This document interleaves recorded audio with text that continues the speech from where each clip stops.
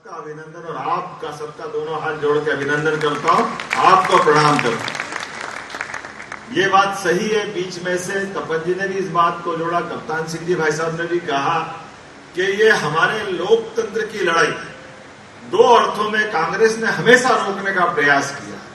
वो दोनों उदाहरण हमारे सबके सामने हैं। जब देश आजाद हुआ तो आजाद होने के बाद देश के लिए और भी उदाहरण सामने हैं जो हमारे आसपास आजाद हुए।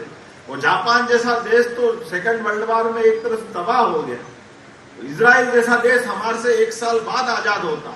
आज वो कहां है, हम कहां हैं। बाकी बातें लोकतंत्र के कार्य व्यवहार के आचरण के जिस प्रकार से वातावरण बनाने के, इंदिरा गांधी ये दूसरी पीढ़ी थी और दूसरी पीढ़ी के बाद तीसरी के बाद चौथी हम अपने आंखों से देख रहे हैं, 5वीं पीढ़ी तक।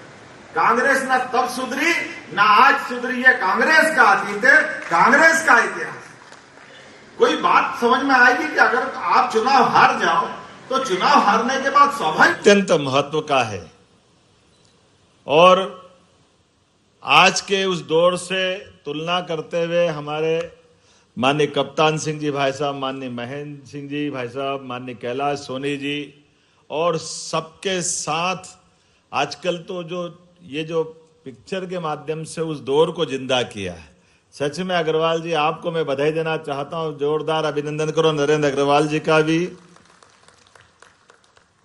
1947 का आजादी का दौर और उस समय के होने वाले अत्याचारों को देश भूला भी नहीं था और दोबारा उसी प्रकार के माहौल में उससे बढ़कर के बर्बरता पूर्वक अत्याचार करते हुए अहंकार की सीमाओं के बाहर जाकर अगर हमने इस पूरे मंच के लिए एक बार जोरदार अभिनंदन, माननीय कैलाश जी, कप्तान सिंह जी भाई साहब को तो मैंने नाम लिया ही, माननीय हमारे डिप्टी सीएम साहब मंत्री कृष्णा गौड़ जी, माननीय रामेश्वर जी, भगवान दास सबनानी जी, माननीय माखन सिंह जी भाई साहब, उधर हमारा पूरा मंच, यहां से लेके वहां तक का सबका अभिनंदन और आपका सबका दोनों हाथ जोड़ के अभिनंदन करता हूं, आपको प्रणाम करता हूं। ये बात सही है, बीच में से तपन जी ने भी इस बात को जोड़ा, कप्तान सिंह जी भाई साहब ने भी कहा कि ये हमारे लोकतंत्र की लड़ाई दो अर्थों में कांग्रेस ने हमेशा रोकने का प्रयास किया। वो दोनों उदाहरण हमारे सबके सामने हैं। जब देश आजाद हुआ तो आजाद होने के बाद देश के लिए और भी उदाहरण सामने हैं जो हमारे आसपास आजाद हुए। वो जापान जैसा देश तो सेकंड वर्ल्ड वॉर में एक तरह से तबाह हो गया, तो इजराइल जैसा देश हमारे से 1 साल बाद आजाद होता है। आज वो कहां है, हम कहां हैं। बाकी बातें लोकतंत्र के कार्य व्यवहार के आचरण के जिस प्रकार से वातावरण बनाने के, इंदिरा गांधी ये दूसरी पीढ़ी थी और दूसरी पीढ़ी के बाद तीसरी के बाद चौथी हम अपने आंखों से देख रहे हैं, 5वीं पीढ़ी तक। कांग्रेस ना तब सुधरी ना आज सुधरी है। कांग्रेस का अतीत है, कांग्रेस का इतिहास। कोई बात समझ में आएगी कि अगर आप चुनाव हार जाओ तो चुनाव हारने के बाद स्वाभाविक रूप से आपको लगता है हाईकोर्ट इलाहाबाद ने फैसला किया तो आप सुप्रीम कोर्ट जाते, लेकिन आप सुप्रीम कोर्ट नहीं गए। बदले में आपने अपने आप को देश के ऊपर सर्वाधिक ताकतवर और पूरे देश को, मैं इस बात के लिए तपन जी भाई साहब का भी धन्यवाद दूंगा। ये बात सही, मैं भी 9 साल का था उस समय, घर के अंदर पूरे परिवार के लिए बड़ा एकदम चुनौती का वातावरण था कि घर का मुखिया को उठा करके सीधे जेल में बंद कर दे। अब घर में एवरेज आयु सबकी 10, 15, 20 साल के सब अंदर वाले, ये ऐसा कठिन दौर था कि आज वो जेल चले गए तो कल से क्या होगा, घर के अंदर होगा। हर एक घर में हाल ये हो गया कि कभी हम अपने उस वातावरण के लिए कल्पना नहीं कर सकते और जाने के बाद जो गया, कोई ना जमानत, ना दलील, ना अपील, ना कुछ नहीं। 19 महीने तक मेरे पिताजी भी पूरे 19 महीने रहे। बड़ा घर का माहौल ऐसा कि कहाँ पढ़ेंगे, क्या स्कूल जाएंगे, कौन फीस भरेगा, बाकी क्या व्यवस्था होगी, और जाए जब जेल पे तो माहौल देख देख के इतना दर्द होता है।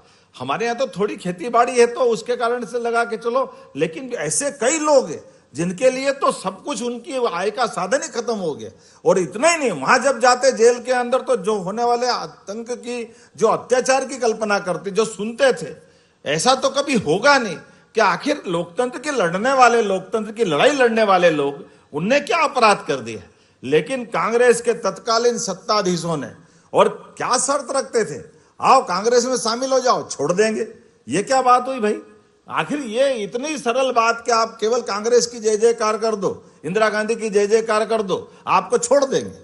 तो ये जो हमने वो 47 के पहले लोकतंत्र की लड़ाई, चंद्रशेखर आजाद, भगत सिंह, तमाम लोगों ने जनता का शासन जनता के लिए होना चाहिए। मुझे लगता है कि दूसरी बार की लड़ाई, मैं आपको प्रणाम करता हूं, वास्तव में आपकी लड़ाई उस दौर की है जिसके कारण से आज लोकतंत्र सुरक्षित है, जिसके कारण से यशस्वी प्रधानमंत्री नरेंद्र मोदी जैसे गरीब जैसा परिवार से निकला हुआ व्यक्ति आज देश का प्रधानमंत्री। जोरदार अभिनंदन करें माननीय नरेंद्र मोदी जी से लेकर के ऐसे कई सारे लोग हमारे जैसे परिवार के, आपके जैसे परिवार के, माननीय शिवराज सिंह जी से लेकर के बाकी सब लोग। ये क्यों लोकतंत्र के बाद, इस संघर्ष के बाद आज लोकतंत्र जिंदा है और दुनिया के अंदर मुझे आज गर्व है।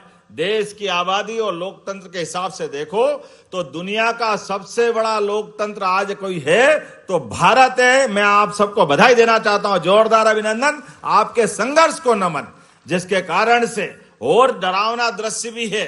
थोड़ा चारों तरफ निगाह दौड़ाओ तो ध्यान में आएगा, आज दुनिया का सबसे बड़ा लोकतंत्र भारत अपने अहरनिश आप जैसे लोगों के प्रयासों के बलबूते पर कहां से कहां जा रहा है। लेकिन अगल बगल के देशों को देखो, हमारे साथ जो आजाद हुआ पाकिस्तान की हालत क्या है। वहां का प्रधानमंत्री हम सब जानते हैं, वो क्रिकेट का बहुत बड़ा खिलाड़ी इमरान खान आज कहां किस स्थिति में है। ये लोकतंत्र के हाल, और एक नहीं ऐसे कई देश बता सकता हूं। और आज के समय में तो और अलग प्रकार का समय चल रहा है। ऐसे समय में सच में इस लोकतंत्र की मसाल को जलाए रखना ये हम सब के लिए आवश्यक है। मैं आज के इस अवसर पर अपना सब कुछ लुटाकर आपातकाल के कठिन से कठिन यातनाओं को सह करके भी भारत मां के सच्चे सपूतों ने आपने जो संघर्ष किया, आपका मैं सम्मान करता हूं, आपका अभिनंदन करता हूं, आपका स्नेह के साथ आशीर्वाद भी चाहता हूं। हमारी सरकार ने, तपन जी बोलने में हमारे संगठन मंत्री भी रहे, प्रेम भाव में बहुत अच्छी बात भी कर देते हैं। हमने कहा भाई, जब हमसे कहा कि हमने तो अभी तक यहाँ कार्यक्रम किया, आपका क्या कहना।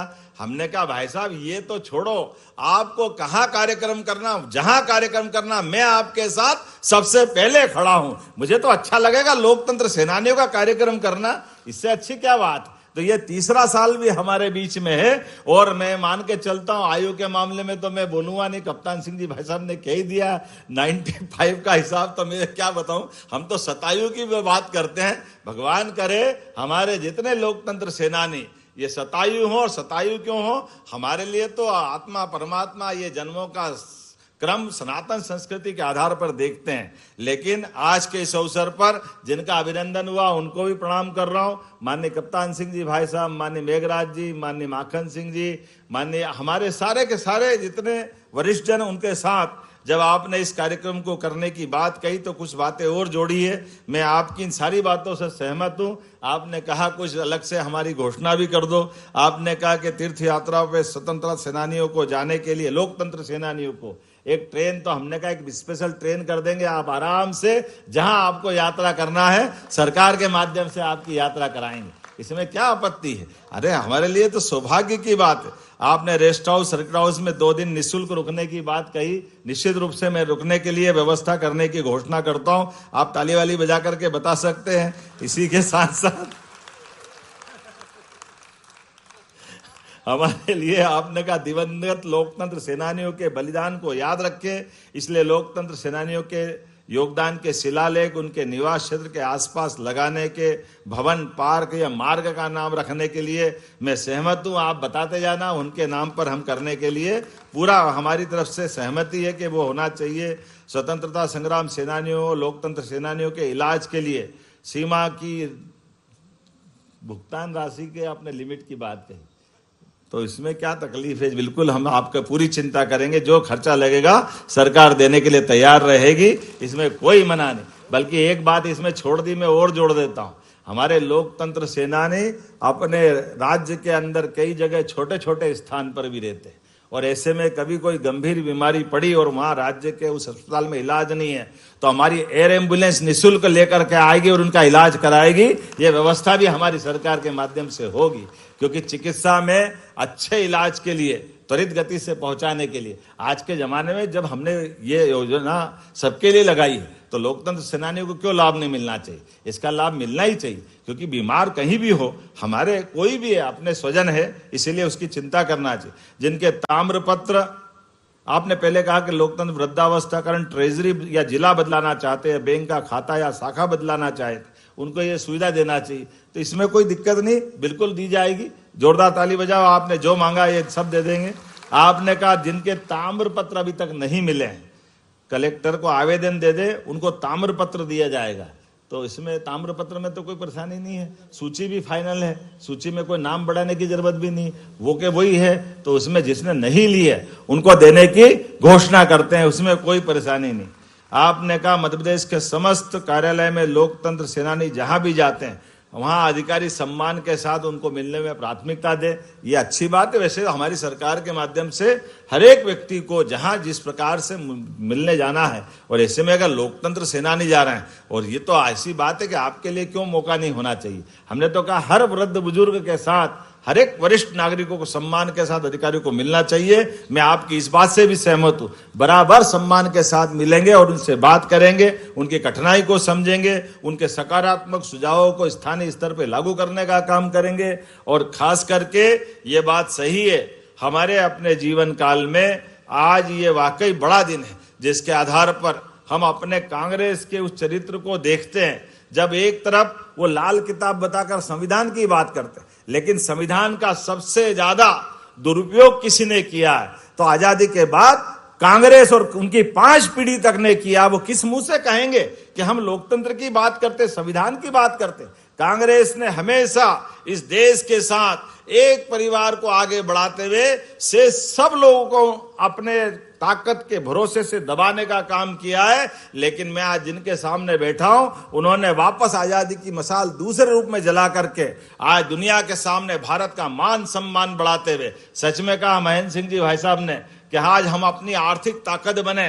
तो बताओ कहां आपको कितना लंबा टाइम मिला और कहां मोदी जी को 10-12 साल का समय मिला, लेकिन इस 10-12 साल में कितना प्रकार से काम किया। और ये वाकई आपके सबके संघर्ष का परिणाम है कि एक स्वयंसेवक आज शाखा से निकल करके अपने काम करते करते जिस प्रकार से काम जो मिल जाए उसको श्रेष्ठता के साथ करते हैं, इसी का परिणाम है। ये संघ का शताब्दी वर्ष भी है और हम सबको गर्व है कि हाँ, हम डॉक्टर हेडगेवार के 1925 से बाद की यात्रा चलने वाले उस विशाल परिवार का हिस्सा है, जो जब जब भी आवश्यकता पड़े देश के अंदर ऐसे मसलों पर अपनी परीक्षा में कसौटी पे खरे उतरते हैं। मेरी अपनी ओर से इस पूरे आयोजन के लिए सभी आयोजनकर्ता को बहुत बहुत बधाई।